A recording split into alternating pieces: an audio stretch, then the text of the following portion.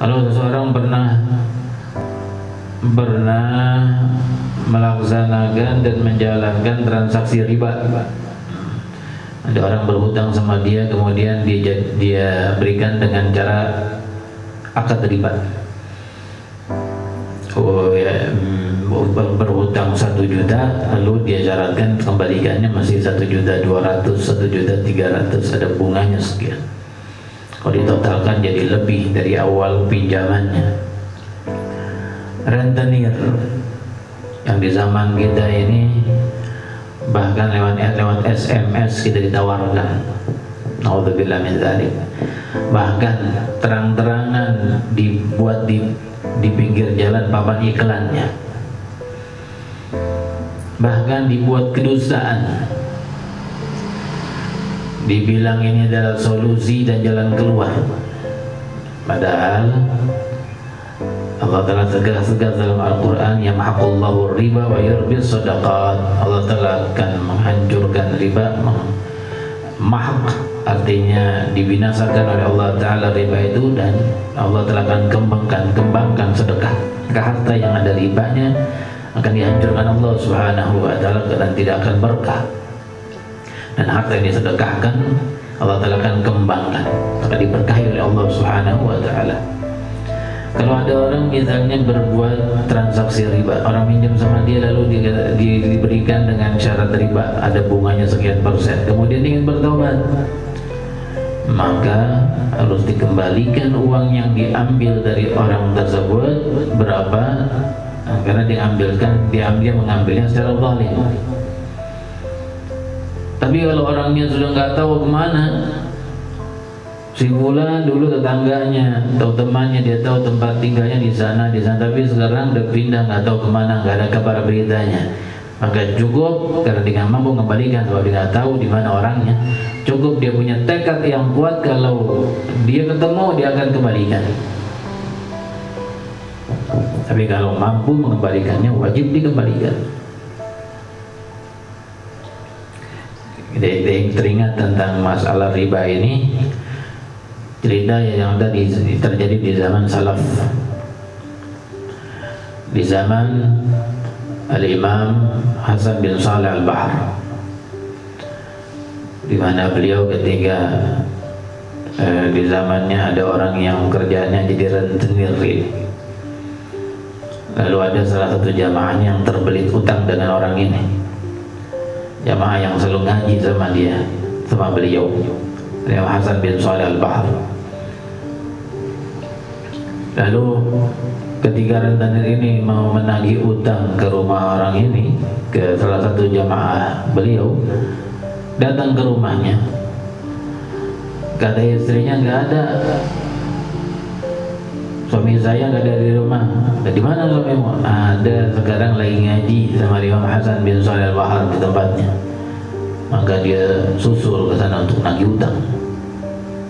Datang ke majelis wali, majelis seorang alim, bukan untuk ngaji, untuk menagih utang.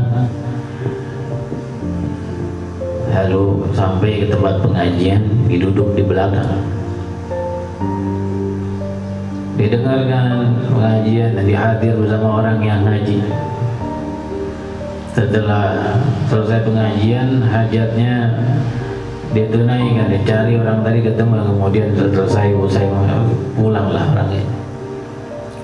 Subhanallah, nggak lama dari kejadian itu datang dari Allah Ta'ala hidayah, dia taubat dari perbuatan rentenir, nggak pengen lagi, nggak mau lagi meminjam-minjamkan orang dengan cara riba ini. Maka diminta orang yang dikenal yang dekat dengan rumahnya, salah satu murid Imam Hasan bin Shalih Al-Bahr juga, katakanlah ustaznya yang ada di kampung itu, yang juga ngaji sama Imam Hasan bin Shalih Al-Bahr, dipanggil, diminta datang ke rumah. Ustaz ini bingung, ini ada apa? Nggak ada urusannya sama orang ini, gitu. Orang ini rentenir, Anda nggak ada urusan dengan orang itu, ada apa? Dia sudah datang ke rumahnya. Kemudian dia datang ke rumahnya, tiba-tiba dia minta tolong. Anda minta tolong sama ente, Anda ingin bertobat dari perbuatan rentenir ini, apa yang mesti Anda lakukan?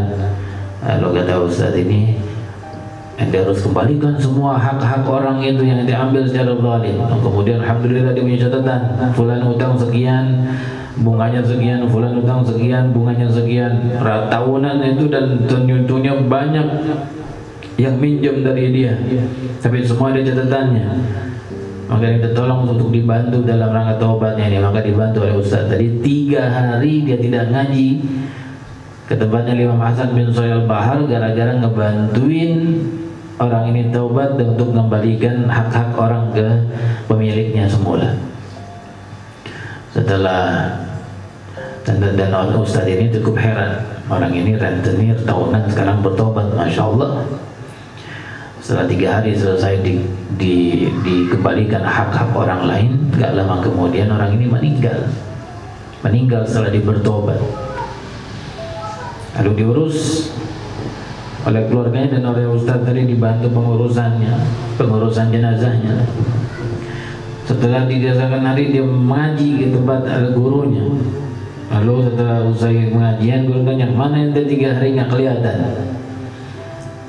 Kata muridnya, minta maaf dan mohon uzur. Diceritakan kejadian itu dan dia pun cukup heran, ini orang rentenir 2 tahunan tapi wafatnya masya Allah. Wafat setelah taubat dari rentenirnya, dari masalah ribanya itu, lalu kemudian setelah selesai urusan dia baru wafat. Allah Ta'ala tutup usianya dengan hal yang bagus. Kata Imam Hasan bin Shalih Al-Bahar, heran kenapa dia bisa dapatkan itu dari Allah. Ya guru, kata beliau, anak gak heran, sebab di suatu hari sebelum itu dia datang hadir majelis kita, duduk di belakang, dan di saat pengajian datang rahmat dari Allah Subhanahu wa Ta'ala dan dapat kebahagiaan rahmat dari Allah. Maka itu yang membuat dia bertobat kepada Allah Ta'ala. Pentingnya hadir majelis ilmu, karena di dalam majelis ilmu banyak rahmat dari Allah Ta'ala yang bisa kita dapatkan. Siapa tahu itu yang mendapatkan, yang mendatangkan taubat buat kita, seperti yang kejadian di peristiwa ini. Ditutup usianya dengan husnul khatimah. Setelah dia taubat dari semua transaksi ribanya dan dikembalikan hak-hak orang semuanya. Jadi kalau mampu mengembalikannya, wajib dikembalikan. Dan kalau dia nggak mampu mengembalikannya, maka cukup ada tekad yang kuat. Kalau dia kapan mampu kembalikan, dia akan kembalikan.